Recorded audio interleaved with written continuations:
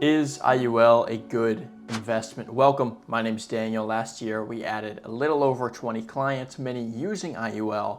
Let's get into it. First and foremost is that IUL, or Indexed Universal Life, is not technically considered an investment. It's considered life insurance. And that is actually exactly why many people will use it as what a lot of people traditionally think of as an investment.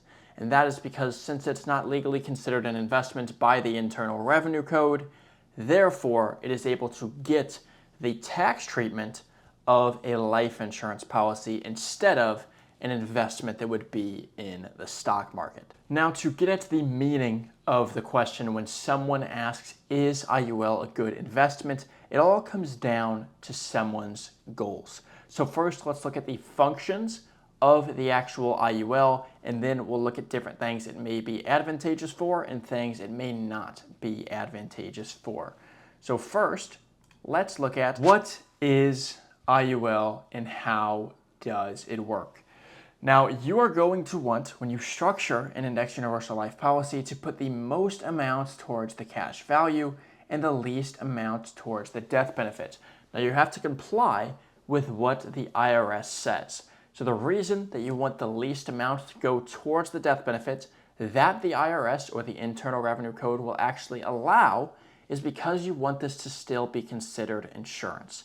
If it's not considered insurance, we don't get those tax benefits that we mentioned at the beginning of the video.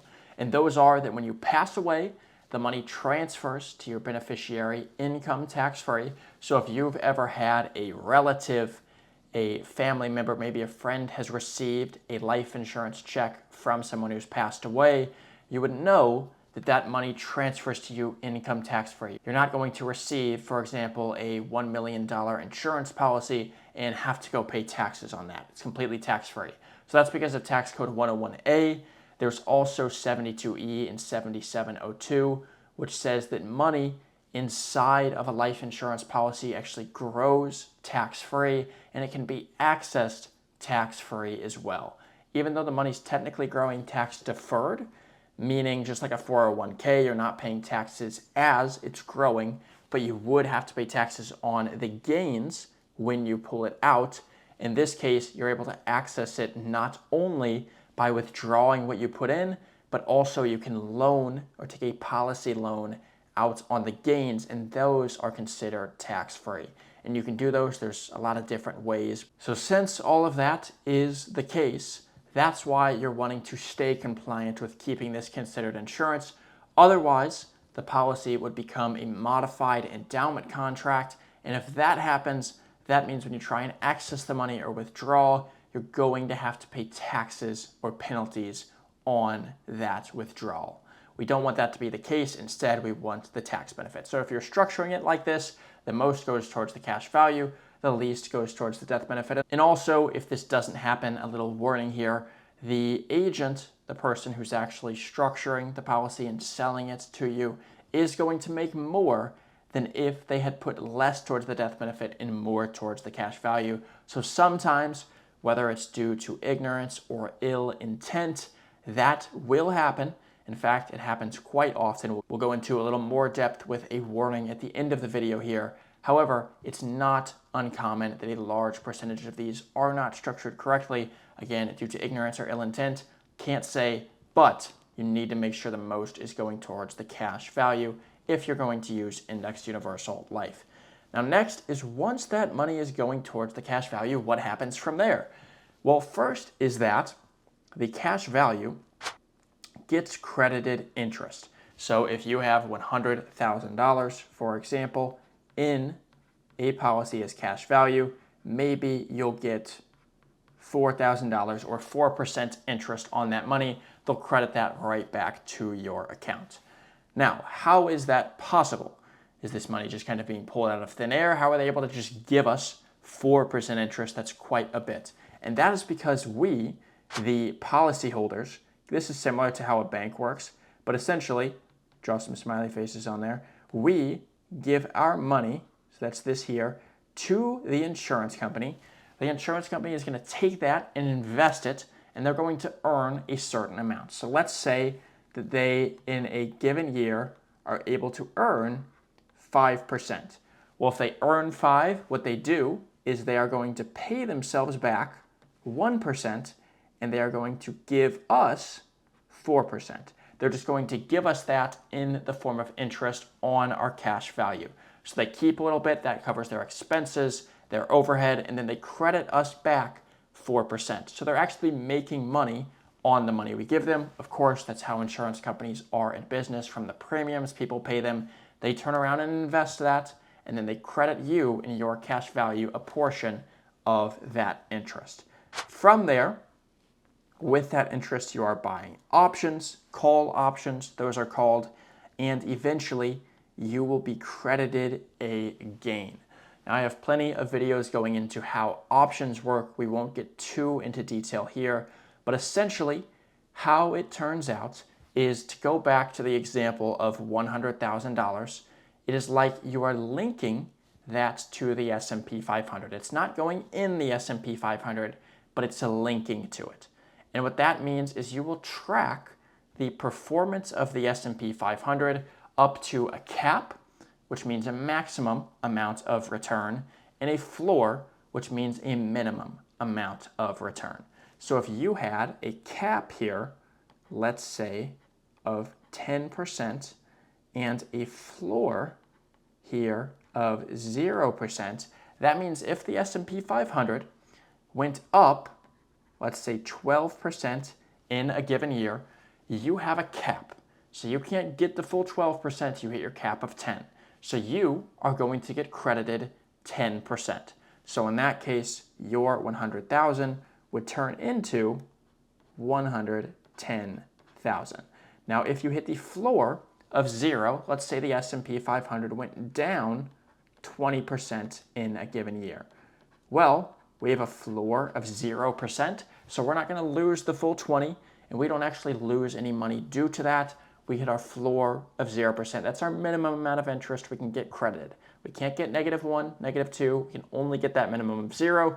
Same thing on the upside. We have a cap of 10%. So if it goes up 12, we're only going to get 10, not 12. From there, it will repeat over and over and over again. When you make a gain, that's going to be locked into that 110,000. You'll get interest credited on that. You'll buy options with that interest, and then you will track the performance of the S&P up to a cap and down to a floor.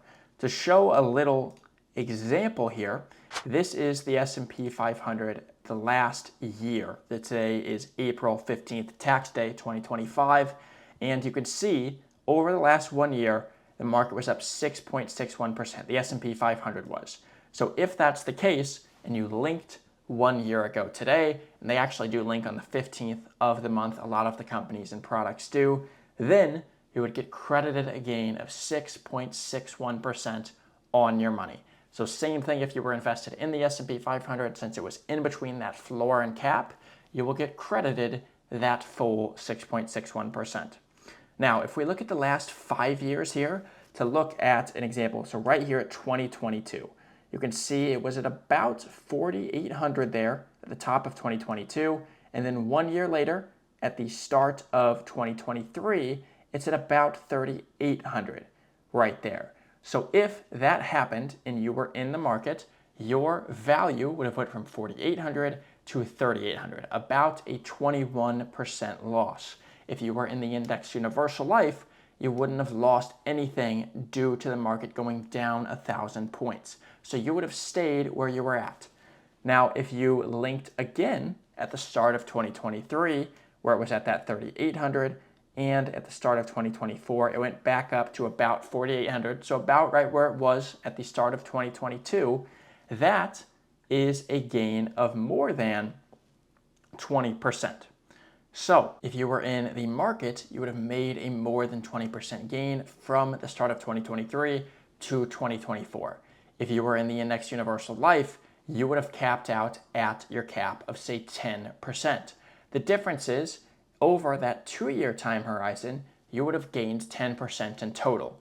Whereas if you were in the stock market, you actually would have just broken even. You started at 4,800, you ended at 4,800, you're even. Now, over the long haul, it's not expected that the index universal life is going to outperform the stock market. It is possible with different indexing strategies, and there's many examples of people who have done this.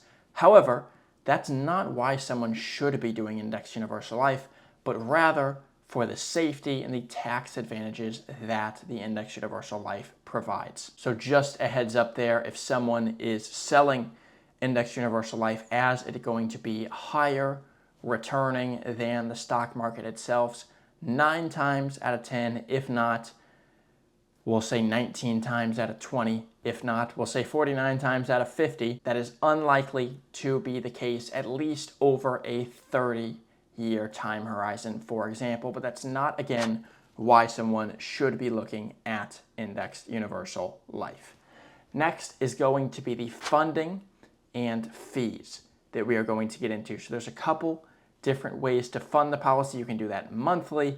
You can do that with a lump sum. You can do a mix of both. So you can front load a policy and then just finish doing monthly after that. There are early year fees for regardless of which way you structure the policy. This is something that scares a lot of people away from index universal life. Frankly, we're going to get into that, show you some numbers here in a second. And then there is your internal rate of return.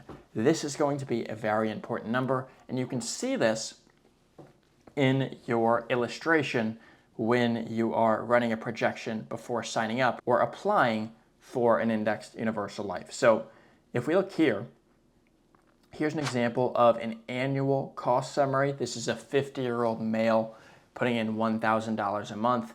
The first thing you'll notice, so this is the fees report here, is the premium charge and the per 1,000 base charge. So with this specific product, it is spread out over 10 years. Usually it's going to be between 5 and 15 years, depending on the company and product, which different ones are going to be better for different ages and different goals. However, you can see in the first 10 years, there's this $1,008 charge that's coming out for just putting in $12,000. There's also this premium charge.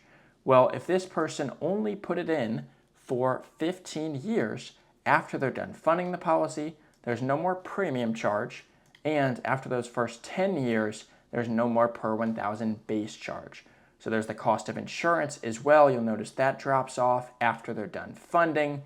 And if we go to the internal rate of return report, this is going to be what matters if you are struggling to understand the fees. And this essentially tells you retroactive back to day one from where you're at now, what has been your rate of return on all of the money that you put in, factoring in when you put that money in, and factoring in all of the fees, all of the money that didn't go towards the cash value account. And what that says is after year one, for example, you can see your surrender value has a negative 55% internal rate of return. That's because it's front-loaded with those early year fees. Now this is projecting a 6.42% rate of return, and again, that's before all fees. So looking at the internal rate of return report, this is saying after all fees, here's what you've actually got if the policy performed at 6.42%. So let's look here at 15 years in. Even though the policy has been performing at 6.42, you've only actually got your internal rate of return is 3.47%. So for the first 15 years, that's almost a 3% fee every single year. Now, on the surface, that does not sound very good.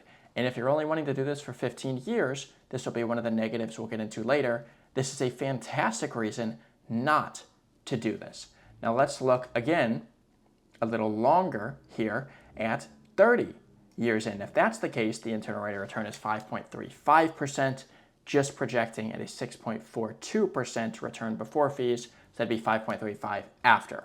Now if that's the case, 5.35 and being able to access all of that money completely income tax-free, and it's going to transfer tax-free when you pass away, that might be a reason for someone to consider indexed universal life. But what you absolutely need to notice from this example here is just it takes time. In those first 15 years, it's not going to look beautiful. It is going to be tax-free. However, it's front-loaded with early year fees. You got to be in it for the long run. And in this example here, 30 years in, you have a good example of why this is a long-term vehicle. If you know that from the very beginning, then you can see why this might make sense. But again, if you don't understand the fees, if you don't understand how much money you're putting in, if more of it's going towards the cash value, the death benefit, no matter what, you can run an internal rate of return report. Look at that number. That tells you just about everything you need to know if you're confused. So always keep that in mind. Now, I want to give that warning that I talked about earlier, and that is that over 95% of index universal life policies are not structured to where most is going towards the cash value. Now, like I said, this could be to ill intent. It could be due to ignorance. However, regardless of what it is, most are structured wrong. You have to make sure yours is done with the most going towards the cash value. Now, even a lot of financial advisors who do insurance simply just don't know what they don't know. And that is because these products, this strategy is more complex. It does take continuing education. It does take maintenance, as in you saw how the cost of insurance dropped after a certain year in the report that we looked at with the annual cost summary. If the agent doesn't manually do that, or if you don't call in to manually do that, the policy can start eating right back into itself, and that is not good. Then it becomes a terrible quote-unquote investment, even though it's not one, if you're not structuring it properly and if you're not maintaining it properly throughout. So the main thing here is you just have to have an agent on your team that understands the product, understands the strategy, and is going to be with you for the long haul. So overall, is IUL good for my goals? I say if you understand that it is long-term, not 5 years, not 10 years, not trying to make a quick return, not trying to beat the stock market. If you understand how the product works, you have a good understanding of the tax codes, when you can access the money, that you're not going to trying to be withdrawing more than you're putting in, that you're not going to be accessing all of your money in year 2, even though you can access a good portion. If you will actually maximum fund the policy, then I would say this could be good for your goals. There's lots of different things you could use it for, whether it's retirement, whether it's for maximizing a pension, buying real estate, using a donation later on in life. However, as long as you have these 3 things in mind, then it could be considered good for your goals. If it's not any of those things, if you're thinking short term, if you don't understand how it's going to work, if you might cancel, if it's not structured properly, well, then for most people, I think IUL is not going to make much sense. And for most people in general, I think IUL doesn't make much sense just because of that lack of understanding and the lack of long-term intention.